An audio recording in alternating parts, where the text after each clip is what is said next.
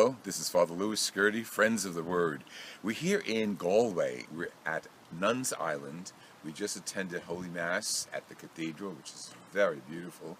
We'll get back to that later. We'll see some other in-sight pictures of the cathedral.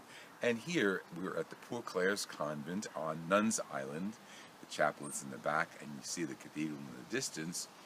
We're here visiting the Sisters of the Poor Clare, as well as the cathedral and the beautiful sights of Galway, Ireland. The weather today is cool. It already rained. It rains at night. Wake up in the morning to a wet mist. And then by noon, the sun starts coming out, and here we are enjoying the beautiful weather and scenery and architecture of the Galway Cathedral in Galway, Ireland. We'll be back with more selections from our visit to Ireland and the Poor Clares. This has been Father Louis Skirty with Friends of the Word.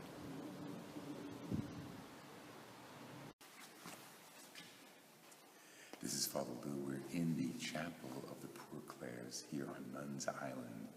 There is a retreat going on, so people are at lunch after their retreat mass this morning. But this chapel is so beautiful. It's peaceful, calm, and shows all of the history of the Franciscans, including images of St. Francis of Assisi and, of course, St. Clare. The cathedral is 60 years old, and you can see the cathedral when you leave this beautiful chapel. The altar is beautiful stone, as well as the cathedral. Beautiful stone from the local area. This has been Father Louis Skirty at the Poor Clares Convent in Galway, Ireland. Hello, this is Father Louis Skirty with Friends of the Word, and this is where I am, in Galway, Ireland. And I'm honored to be here today at the Galway Convent Monastery of the Poor Sisters. Poor Clares. The Poor Clares, they're not poor sisters, they're wonderful, enriched, beautiful sisters here at the Monastery of the Poor Clares in Galway. And my guest today is the head novice mistress. The novice mistress, yeah. And Sister Colette. Sister Colette. Nice meeting you, Nice Sister. to meet you, Valerie.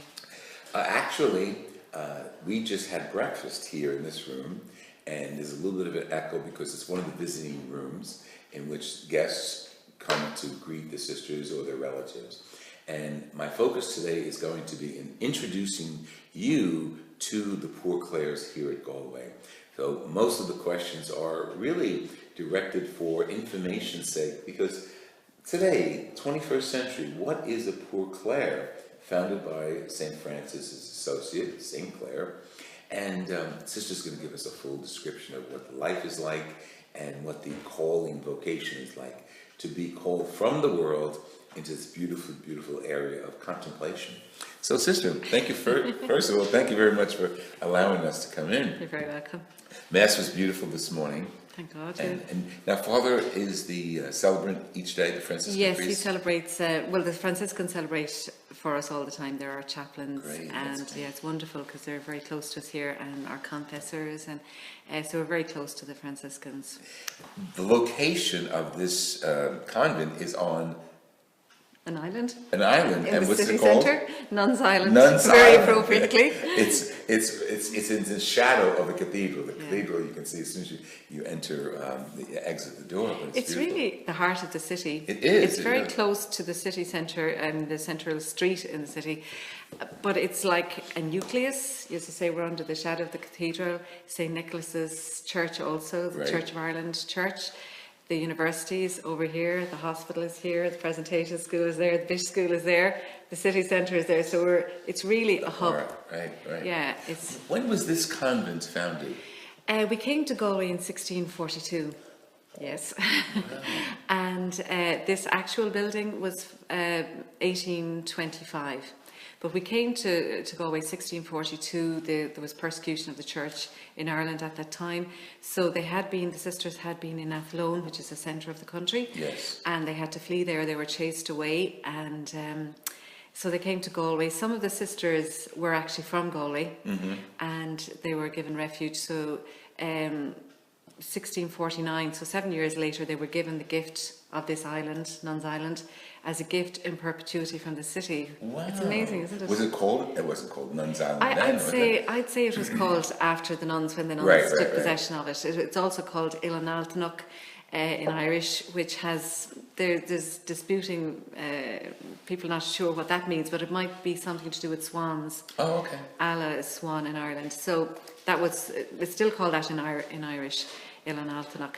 But it is actually an island. It in the is city beautiful centre. because we crossed over the bridge to get here. So 1649, they were given the gift of the island. And then 1659, 10 years later, they had to, the persecution came as far as Galway. And so they had to either renounce being sisters or leave the country. And they were for Clares then too? Yes, or go into hiding. Okay. So some of the sisters stayed in the city centre in Market Street in hiding, and they wore secular clothes but continued. It was the only way they could continue the way of life. Sure. And the others fled to Spain. They had to take refuge in Spain. Okay. And then they got back, you know, some of them got back, some of them didn't. Some died on the way, some died in Spain. We have lovely accounts of the Irish sisters that died in Spain in the different monasteries that they took refuge in. And then I think it's a miracle we even got the island back. Yes. 1825, it was just before Catholic emancipation, and this building dates to 1825, and we're here since. What a history. Not all of us are here since. No, I don't think so. I didn't think so, sister. There were two things I promised sister I would not ask: how old she is and how long she's a sister. So I'm not going to touch those areas. I can't even remember. It's a very, very, very short time though. Okay, tell me, what is the attraction that you had to this life? And then we'll talk about young women today. But okay. what attracted? Well, it was prayer, I suppose. I had a deep experience of God's love for me personally, and that just changed my life. It was not always on my horizon to be a nun, I can tell you that. And you were living here in Galway? Yes, yeah, and I went to the university here, and I loved my life. I had a good social life, boyfriends, friends, you know, and I felt very content. But still, there was some unfulfillment there. And then, as I said, I had a very deep experience of God's love. It was very brief during Mass, but I just knew that was Jesus at the consecration. Excellent. It was amazing. And that has never left me. And it just, with that conviction came the conviction of the power of prayer. I want to hold that thought just for a second. I think our audience, all of us, have to realize that God speaks to us. Sister just described a very personal experience during the consecration. You've had that too. All of us have it subtly, sometimes profoundly. It doesn't come every day. It's not a regular basis. But God speaks to you, and He speaks to each of us to carry on our vocation, whatever the vocation is, single, married, religious, it doesn't matter. And calls us to a greater fulfillment in His kingdom. Be aware of that. Be aware of it. I can't say when it's coming and to whom it's coming, but be aware that God is speaking to you, and He does speak to you on a regular basis, but sometimes in these profound seconds. But let's get back to Sister. Okay. So, as I say, it was a conviction of the power of prayer. And also a sorrow, I suppose, in my heart that so many people, you know, or that, you know, faith is declining, and just people not aware of the centrality of Jesus and the love of Jesus. And with that, just a line, I remember reading a line that St. Francis had said, that he went through the woods one night crying that love is not loved, love with a capital L. Well, that really touched my heart. And I felt that I was open at that stage to whatever the Lord wanted me to do, even if it was to become a nun. Still wasn't, you know, That's sure. That's on top of the priorities. Right. But I was open. And that was, I suppose, the line that really drew me to this way of life. Excellent. The sense our life is, we have adoration of Blessed Sacrament every day. So we're focused on adoring the Lord. Absolutely. And I felt to be a loving presence for the Lord. I know, you know,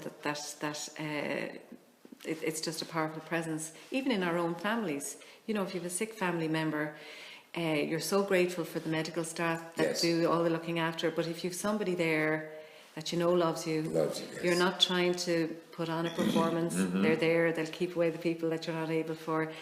So just a loving presence. That's And great. yet I found that when I came in, I suppose I thought I was doing this big thing for God, giving him my whole life, and yet I've been the one that has been the recipient. You received it, sure. Okay, the poor Clares were here, and you lived in the area, so you knew of them. Why the poor Clares and not another religious order? I suppose I just was attracted to the Franciscan charism, and you know, I was involved in the Franciscan church in the folk group that they had, and I used to go to a prayer group, a young people's prayer group. There could be 100 people there at night, and the priest that was coming to it was a Franciscan. Yeah. So he had a big influence on my life. Yeah. I was very inspired by him, and I suppose at the start, the only order I knew of that was dedicated to prayer was the Poor Clares. So I always knew it was prayer. Okay. And I always felt it was the Poor Clares. The question was where. That's right. But they were in your backyard. Yeah, I know. And I didn't think this was where I was going to come in Galway, but I just felt at home in this monastery when I came in the door. What was the process that one followed then to become a proclaimer? Well, I suppose I was discerning with my spiritual director, and if somebody feels that they have a call, it's very important. Spiritual direction is very important. Yes. And then I used to come and visit, meet Mother Abbess, and she was lovely.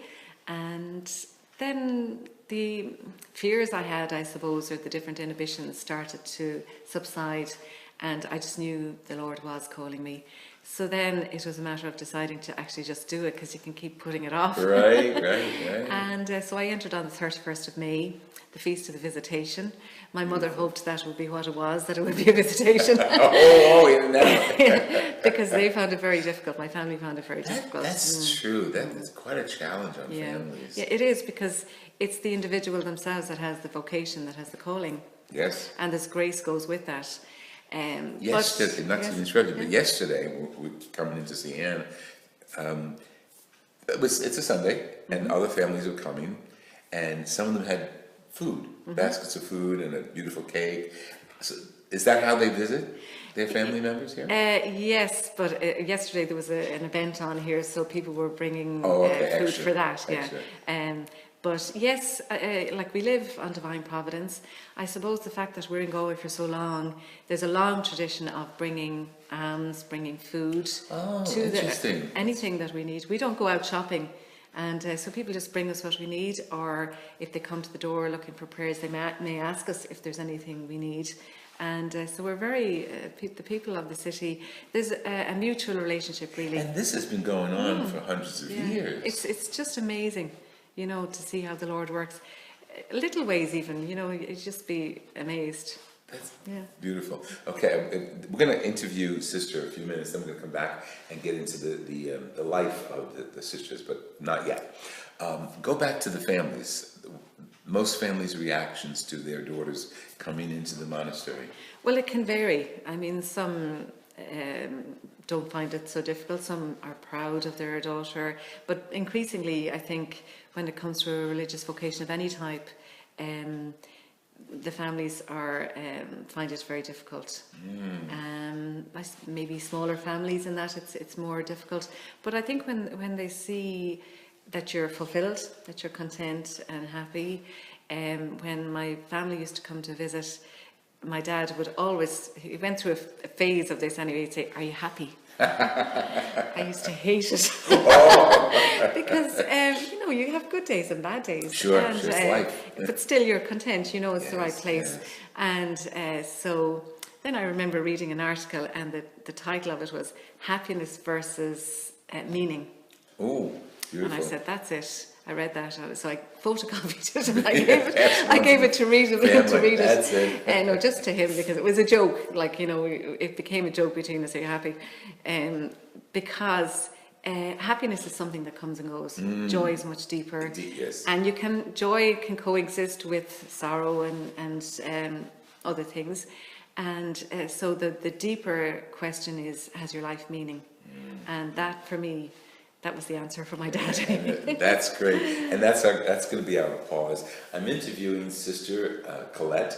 She's novice mistress here at the Monastery of the Poor Clares in Galway, and we're going to have all of the information regarding the monastery on our site and with subsequent contact information as well as their website, etc.